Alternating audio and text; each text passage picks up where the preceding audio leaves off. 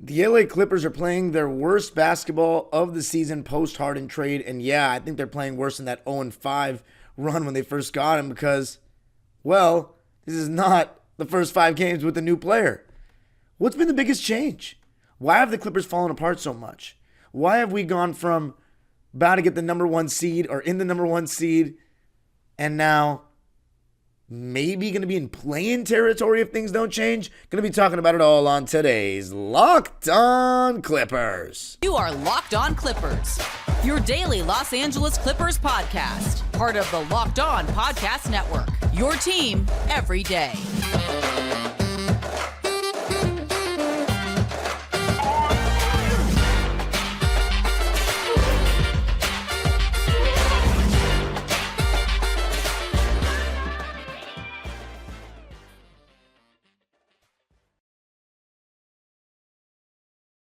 Yes, sir. You are locking in with the Clips. Thank you for making Locked On Clippers the first listen of your day, your team every day.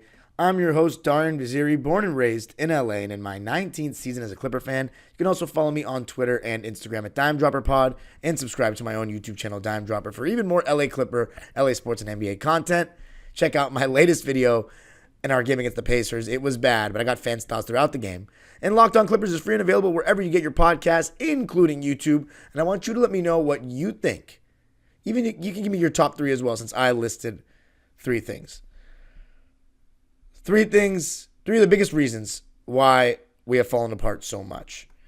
Remember, this team was 34-15 at one point.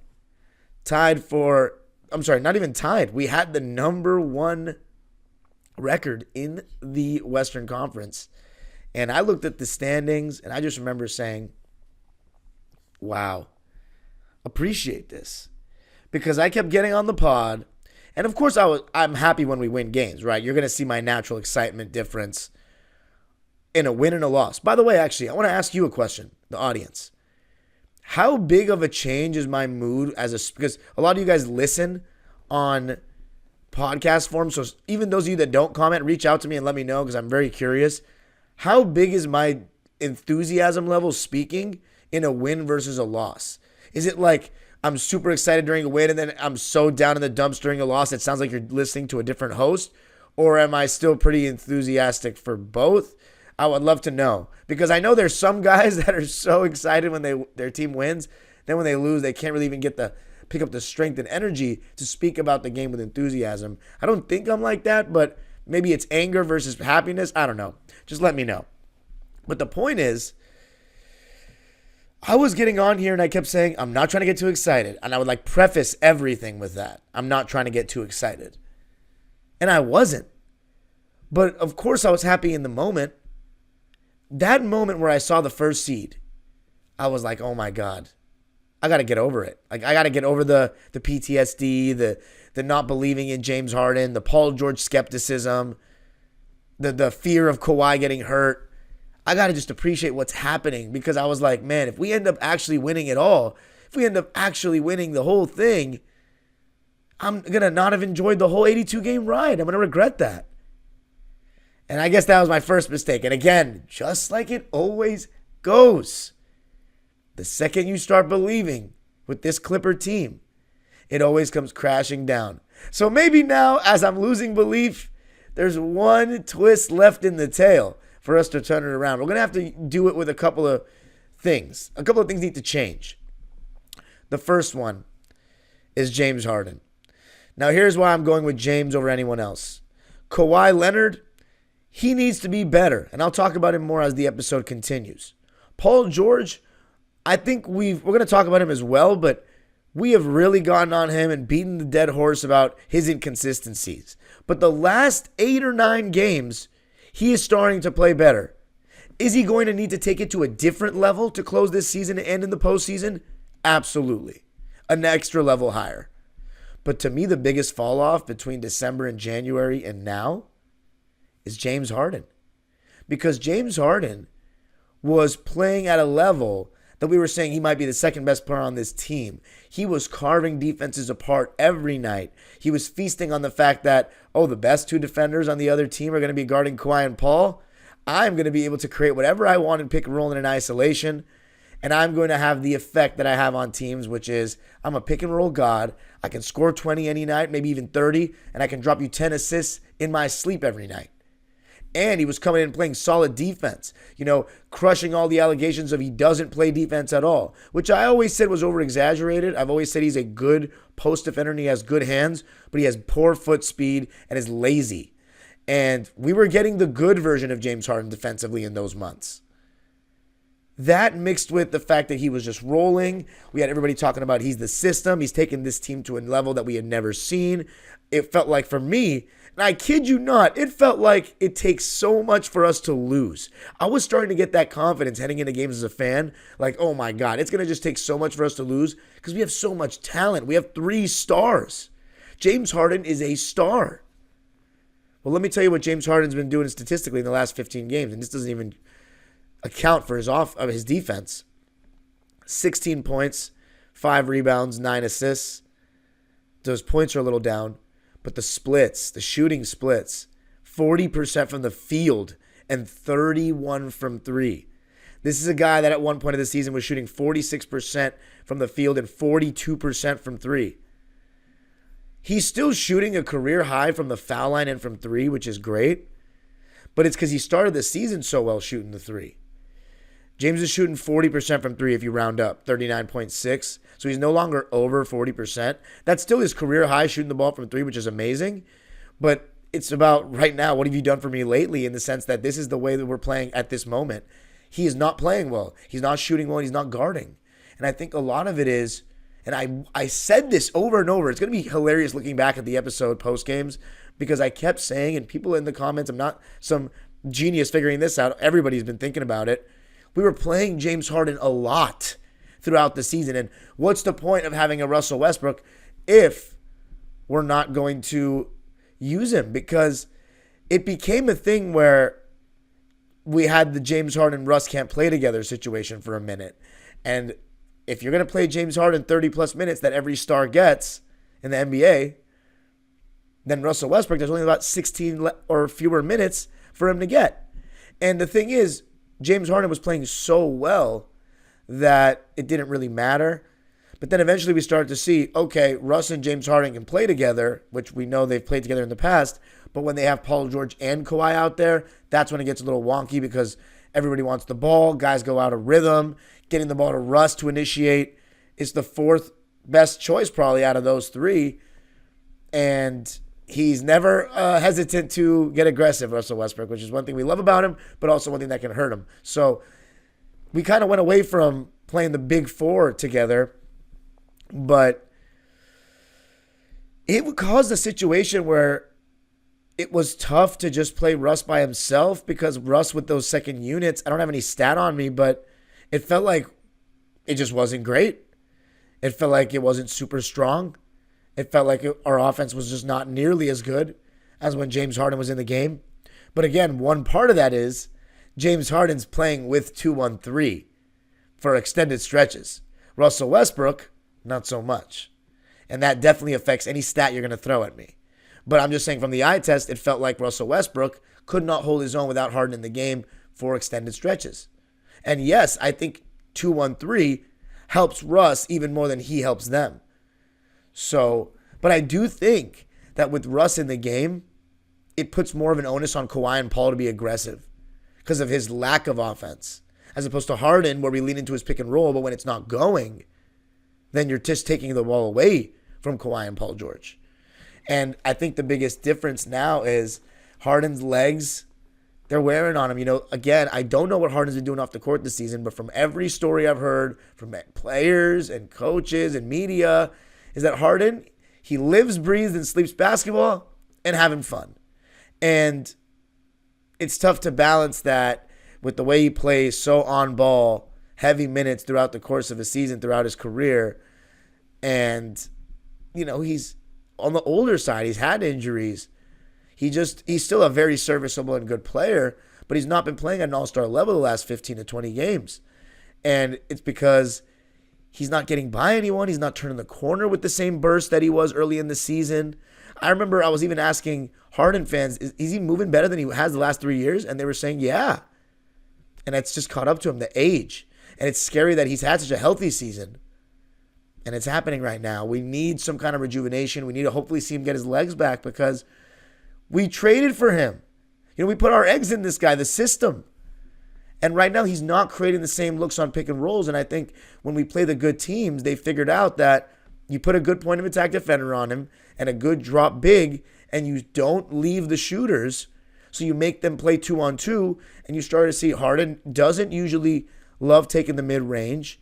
He does that little step back mid-range, and I think it's fairly efficient. I don't have the numbers on it, but I think it's fairly efficient. But he doesn't love doing it, and oftentimes he'll neglect the mid-range, he'll pull it back out and take more time off the shot clock and stagnate the possession. I think he's also just been getting the ball across slower, not getting into our stuff as fast, constantly asking for a rescreen. He doesn't turn the corner, and then he backs it back, pulls it back out, and asks for another screen. That's been happening a lot more the last couple of months. And then not shooting the catch and shoot three with, as much. He's been hesitating more. That's what I was looking to say. He's been hesitating more. He hasn't been just shooting it super willingly when he catches the ball. When he's open, it's been a lot more hesitation. It's been a lot more thinking a lot.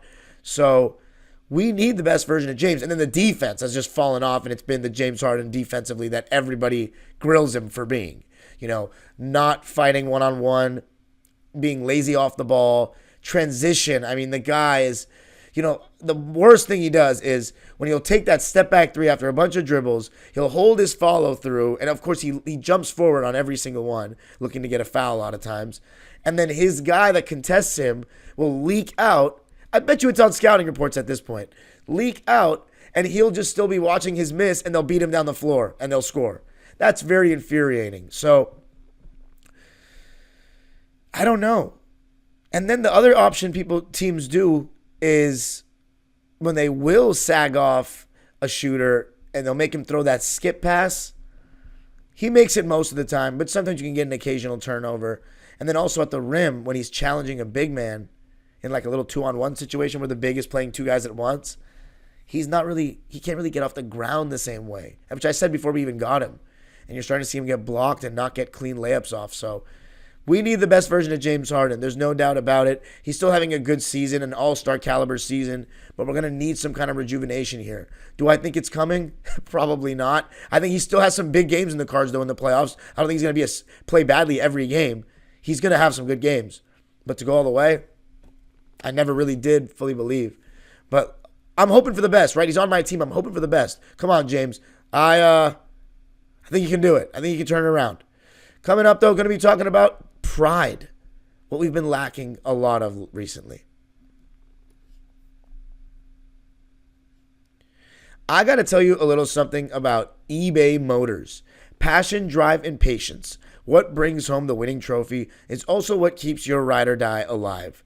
eBay Motors has everything you need to maintain your vehicle and level it up to peak performance.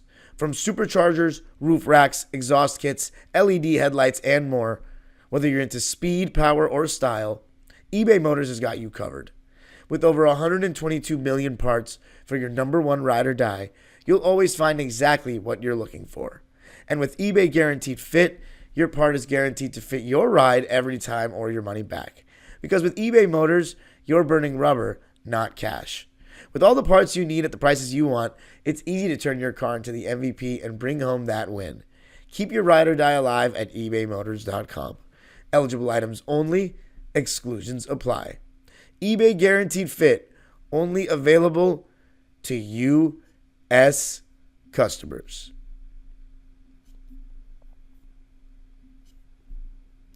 Are you watching Fox Sports or ESPN on your TV all day? Have to turn down the volume with all that shouting? Make the switch to Locked On Sports today. A free 24/7 sports streaming channel programmed for you every day to bring you the biggest stories without all the screaming. Locked On Sports Today brings you can't-miss analysis, opinions, and news streaming 24/7 on YouTube or the free Amazon Fire TV channels app. Part of the Locked On Podcast Network. Your team every day. All right. Let's talk about pride. Ty Lue and certain fans keep saying that the Clippers just being lazy. They've gotten too comfortable. The first red flag was when Kawhi said, we just want to get in the top 6. Because before that, it felt as though we were trying to get number 1. And Ty Lue kept saying throughout the offseason and early in the season, we're trying to attack every game and get as high a seed as we can and see where the chips fall when it's all said and done in the regular season. But when Kawhi said, we just got to get top 6, that's different.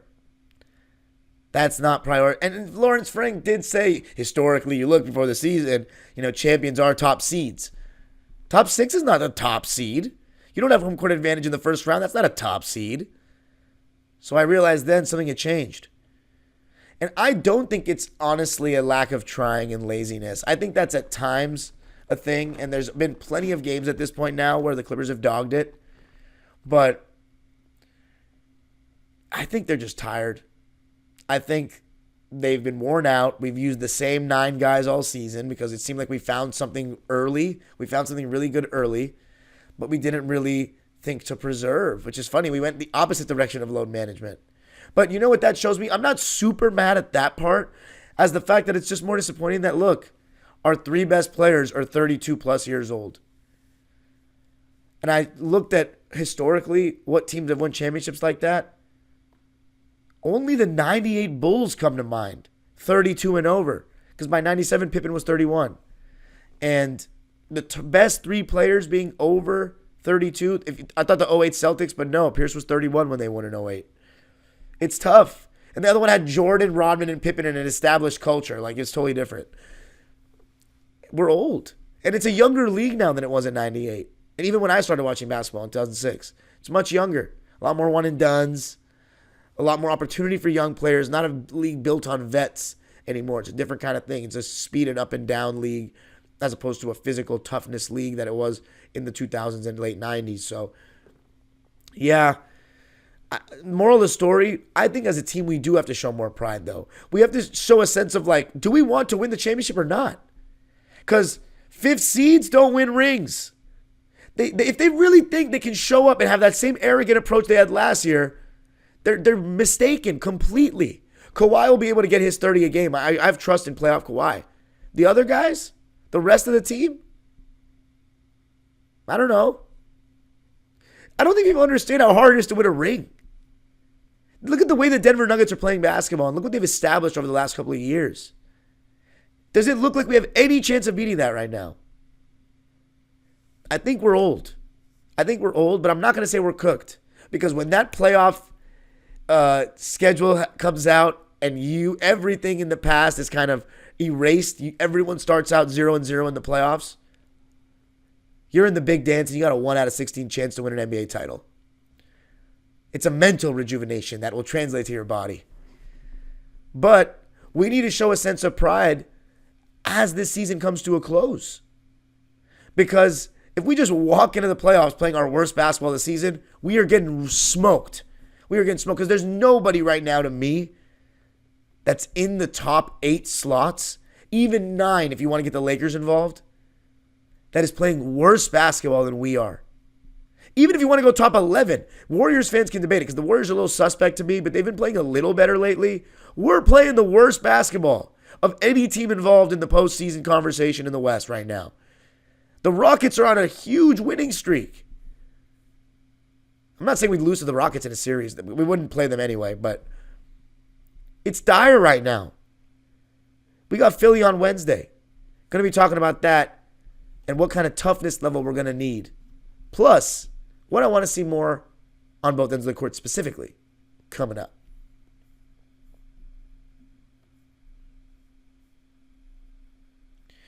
I got to tell you about Amazon Fire TV.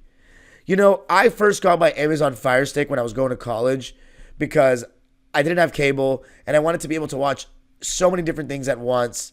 And it ended up being not necessarily needed because I had an Xbox, but I had double the pleasure. So I moved the Fire Stick into my house the following year, and it worked like a charm, and I even use it now for NBA League Pass and the likes. Fire TV is your destination for sports, from live games to highlights to in-depth analysis. Fire TV offers amazing viewing experiences with smart TVs, as well as the Fire TV Stick that I was talking about, that you can plug into your existing TV that provides access to millions of movies and TV episodes, as well as free and live TV.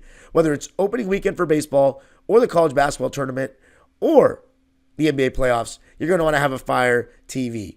Fire TV recently created Fire TV channels to deliver a constant supply of the latest videos from your favorite sports brands, all for free. That includes all of us at Locked On and most of the big pro leagues and college conferences as well. Fire TV channels lets you dive into all of the game analysis, highlights, and more to keep up to date on all the latest in the world of sports, March Madness, NBA, MLB, and lots more. Not to mention great news, entertainment, gaming, travel, cooking videos as well. Check out Fire TV channels on the Fire TV and Alexa devices. If you haven't checked out Fire TV channels, you should. Trust me on this.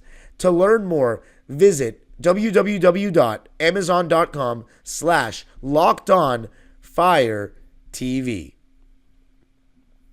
I got to tell you a little something about Nissan. Are you the kind of driver that likes to push things a little further?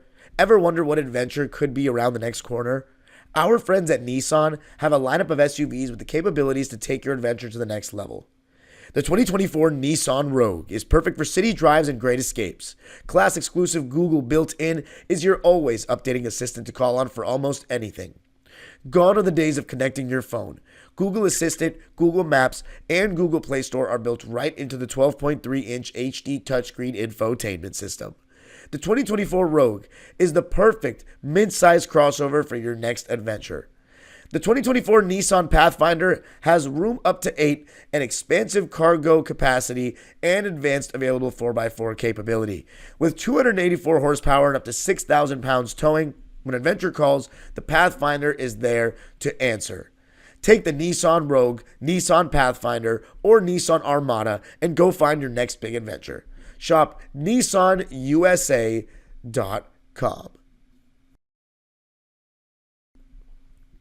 All right. So to close out, I want to talk about toughness.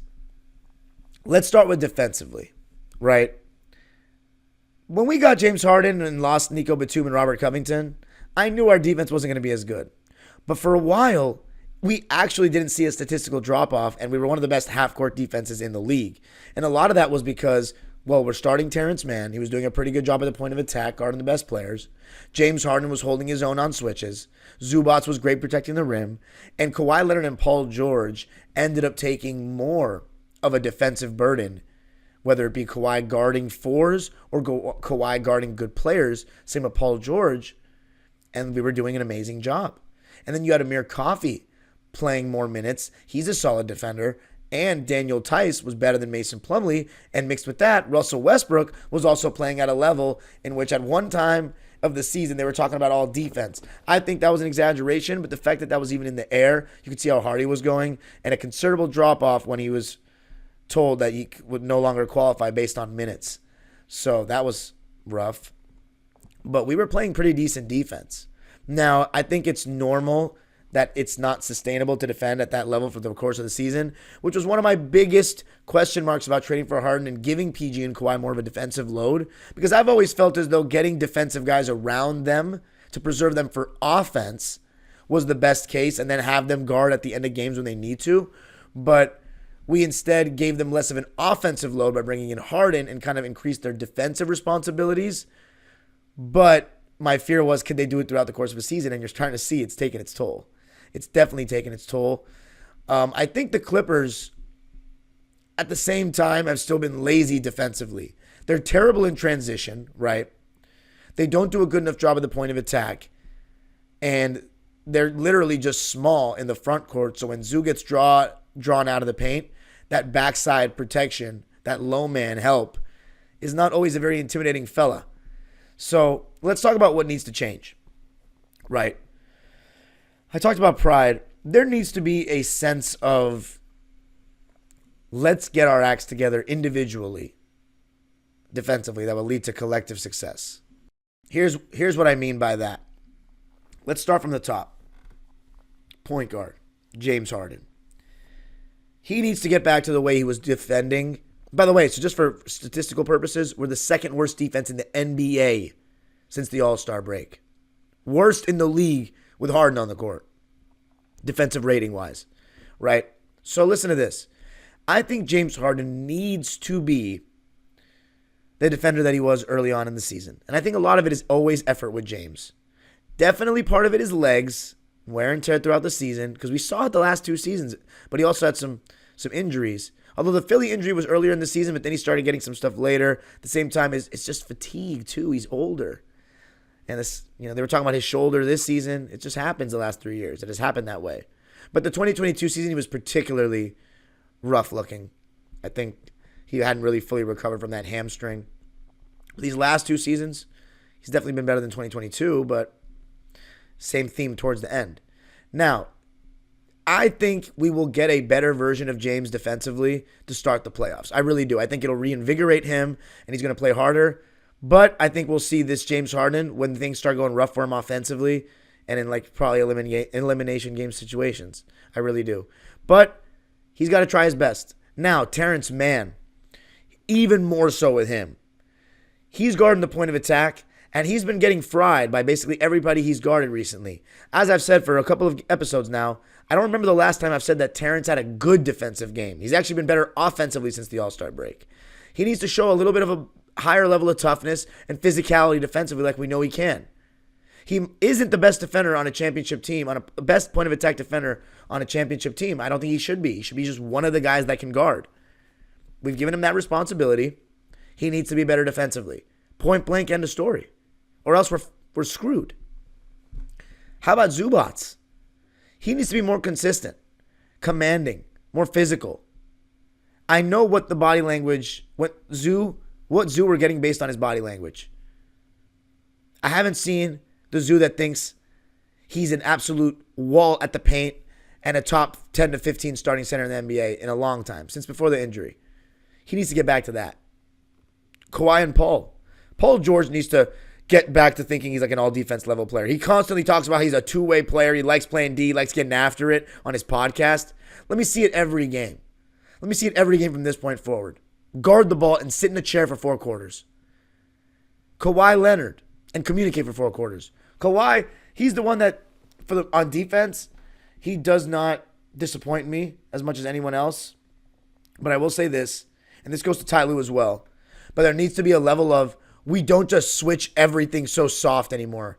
We need to switch a little more selectively. Don't just give other teams the opportunity to switch Norman Powell and James Harden onto their best player. I think that's just foolish. Keep Kawhi and Paul George on these guys. Keep Terrence Mann and Miracoffey on these guys. Show a level of toughness as a coaching staff and as a team. Kawhi needs to speak up. And then let's talk about offensively, because that was where we made our money early on in the season. Was we were an explosive offense, a top 2 offense in the league. We're 4th in offensive rating this season still, but we were at 1st and 2nd for a large stretch. And again, that comes from James Harden pick and roll. When his pick and roll is not there, he doesn't do anything off the ball. And when he's not a willing catch and shoot player, where's he offering value?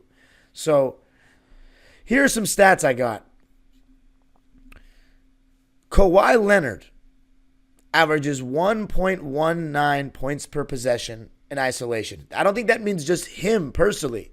It means the team averages 1.19 points per possession when Kawhi Leonard is isolated. That is the highest number in the NBA for guys that get more than, I believe it was 3 ISOs I put per game. Kawhi Leonard is, I guess, statistically the most efficient isolation player in the NBA. So we need to start looking towards Kawhi Leonard. I calculated this, by the way. He has only shot 20-plus times 9 times this season, and he's played 66 games. That's kind of unacceptable because he's one of the most efficient and best scorers in the league. And I know he takes it to a different level in the playoffs, and he should have some accountability for so often being deferring to other guys and playing in the flow of the game and not wanting to step on anyone's toes. This is where Kawhi needs to go God mode. He's the most efficient isolation player in the league on the stats.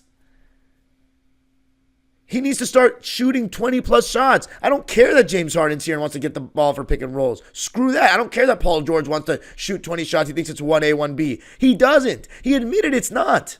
It's time for Kawhi to shoot 20-plus times. I don't care that we have a big three. Screw shot distribution. Kawhi Leonard has won a championship, and these guys have not. And these guys show very worrying signs. So it's time for Kawhi Leonard to start chucking. James Harden. By the way, so when I say that, a lot more post-ups, a lot more mid-post Kawhi.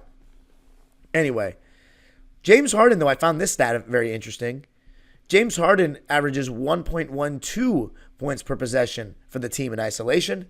That's the 4th highest in the league. So does that mean we should do more James Harden ISOs? Here's what I'm going to say. There's always going to be a third best defender in the starting lineup.